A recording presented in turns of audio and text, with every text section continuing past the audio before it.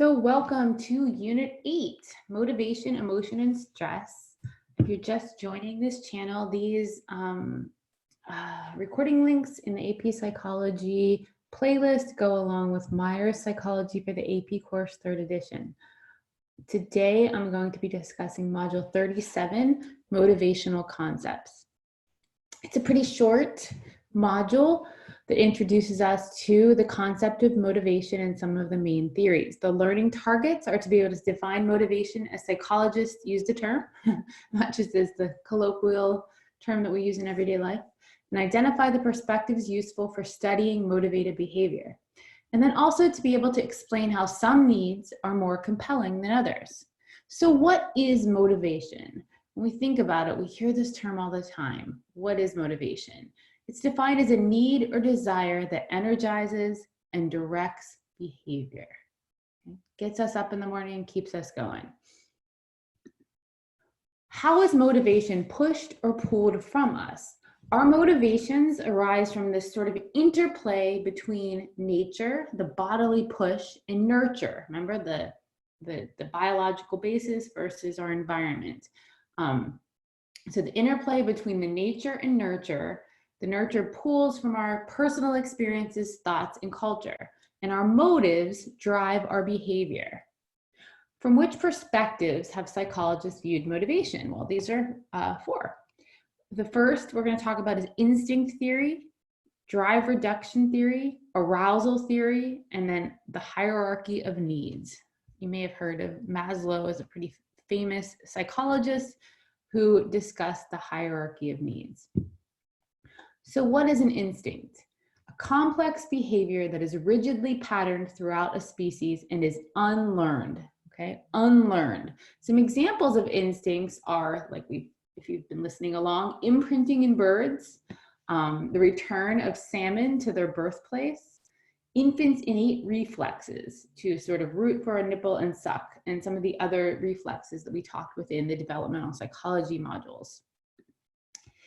To qualify as an instinct, a complex behavior must have a fixed pattern throughout an entire species, and it must be unlearned, not driven by the environment. Instinct theory views our instincts as the source of our motivations. Instinct theory states that the motivation to survive is the most important motivation, right? Makes sense.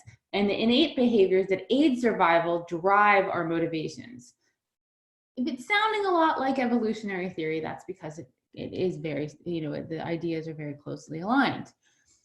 How do physiological needs create a drive? So if you look at this, we have a need for food and water. The drive is that we're hungry or thirsty. And so we want to reduce that behavior by eating or drinking, right? So physiological needs, such as for food or water, create an aroused, motivated state, a drive, such as hunger or thirst, that pushes us to behave in a way that reduces the need and returns the body back to homeostasis, which is a tendency to maintain balance, sort of equilibrium, our constant internal state, the regulation of any aspect of body chemistry, such as blood glucose, around a particular level. The point is to return to that homeostasis. So the second theory of motivation that we are going to discuss is drive reduction theory, which was mostly formulated by Clark Hall. The idea that a physiological need creates an aroused state that motivates an organism to satisfy the need and restore the balance to homeostasis or balance. Restore the body, not the balance, restore the body to homeostasis or balance. Still early here. How does drive reduction theory explain how we regulate our body temperature? So our body regulates its temperature in a way similar to like a room's thermostat. Both systems operate through feedback loops. Sensors feed room temperatures to control a device. If the room temperature cools, the control device switches on the furnace. You may have noticed this within your own home, right? If the temperature goes too low, then it just clicks on to warm it up. Likewise, if our body temperature cools, our blood vessels constrict to conserve warmth, and we feel driven to put on more clothes or seek a warmer environment.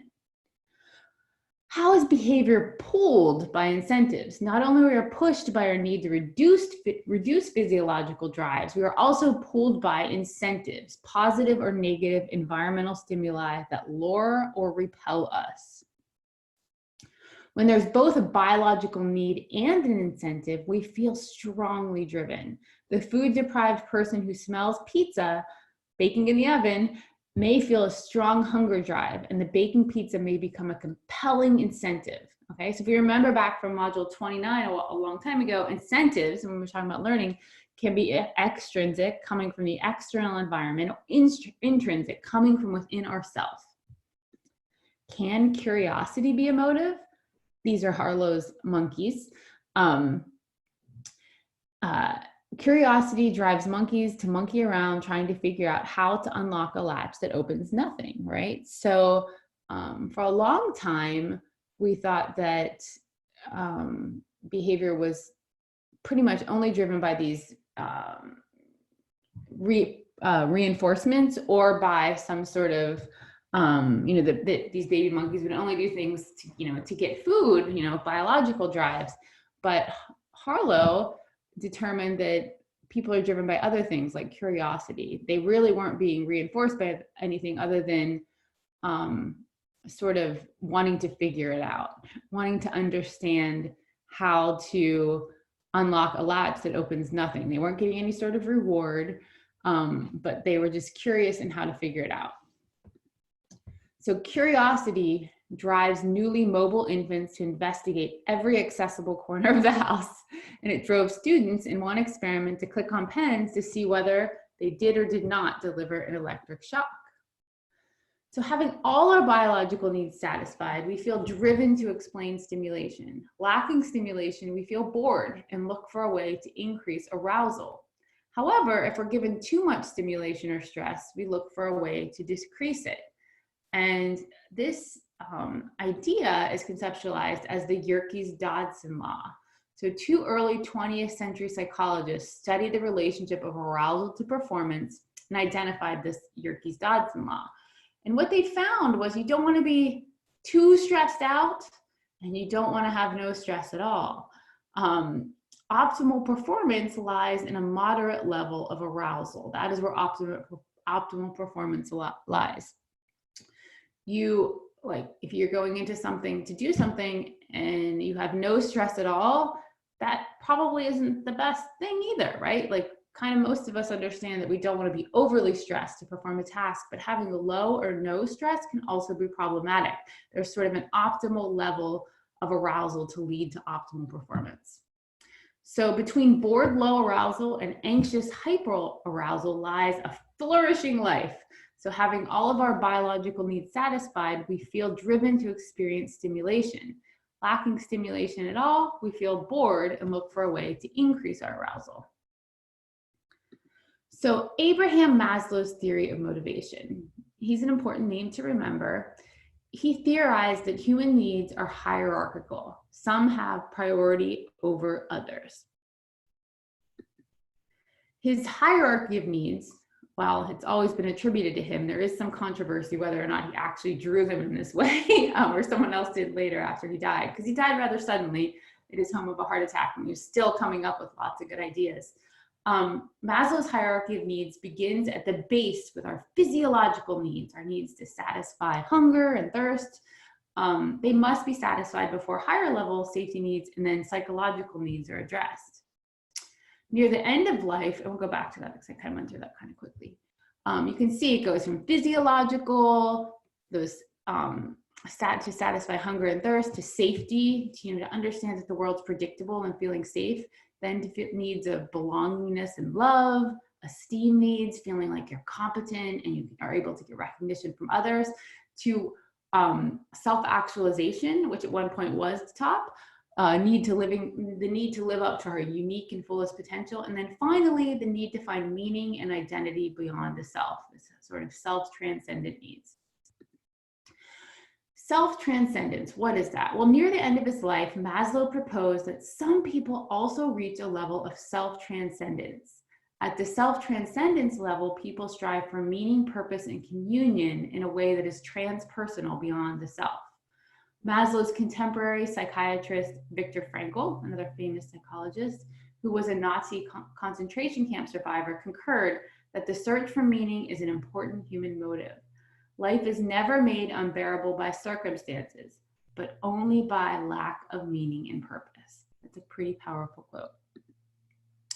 So is the order of Maslow's hierarchy fixed? Well, it's not universally fixed. People have starved themselves to make a political statement, and culture also influences our priorities. Self-esteem matters most in individualist nations, whose citizens tend to focus more on personal achievements than on family and community identity. But we do need to remember that it is, harder to reach those higher goals if you are truly, unable to access food and water and have a feeling of safety. It's going to be much more challenging to have your esteem needs and your love needs and all those things met if you don't have those basic needs met first.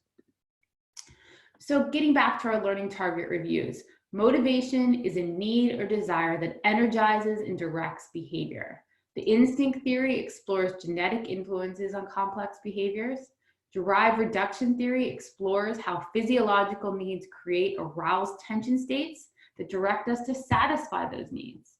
Environmental incentives can intensify drives, and we can be motivated intrinsically or extrinsically. Derived reduction's goal is for that equilibrium, that homeostasis.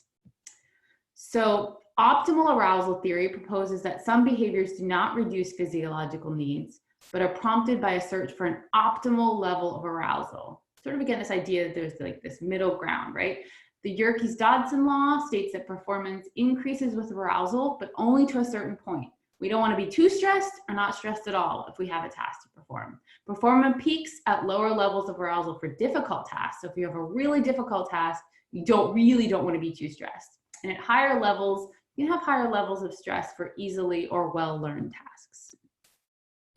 So Abraham Maslow's hierarchy of needs theory proposes a pyramid of human needs, from basic needs such as hunger up to the higher level needs of self-actualization and self-transcendence, sort of becoming who you are and having a greater purpose.